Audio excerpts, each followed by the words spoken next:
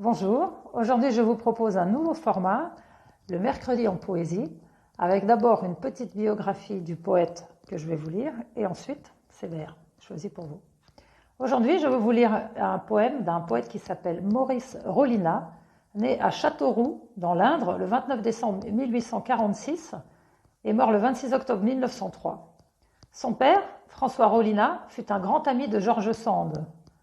Issu d'un milieu cultivé, Rollinat se met très tôt au piano, pour lequel il semble avoir de grandes facilités. Dans les années 1870, il écrit ses premiers poèmes. Il les fait lire à George Sand, qui l'encourage à tenter sa chance à Paris. Il y publie son premier recueil, qui ne connaît aucun succès.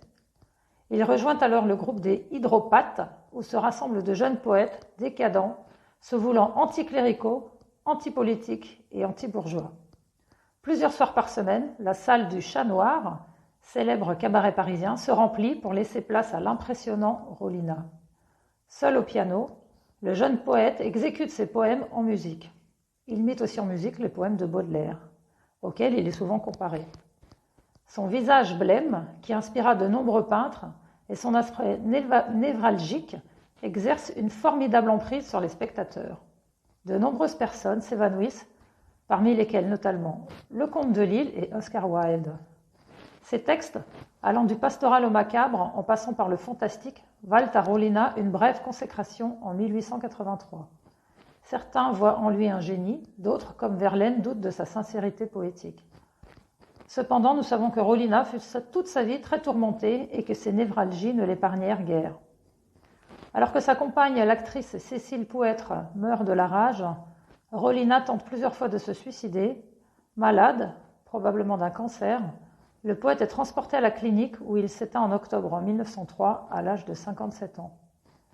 Il en était venu à être oublié de ses contemporains. Un de ses premiers biographes rapporte que lors de l'enterrement, quelqu'un demanda à un vieux berrichon qui était celui qu'on enterrait, et le vieux répondit « un fameux pêcheur à la ligne ». Aujourd'hui, je vous propose un poème de Maurice Rollinat sur le thème de la nature, Magie de la nature, sonnet, 1899.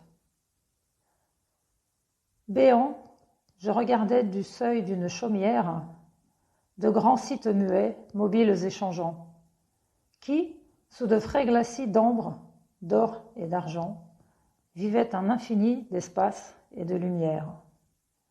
C'étaient des fleuves blancs, des montagnes mystiques, des rocs pâmés de gloire et de solennité, des chaos engendrant de leur obscurité des éblouissements de forêts élastiques.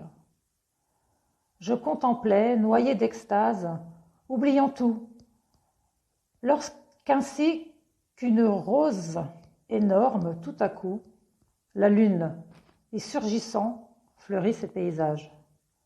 Un tel charme à ce point m'avait donc captivé, que j'avais bu des yeux, comme un aspect rêvé, la simple vision du ciel et des nuages. Maurice Rollinat, Magie de la nature.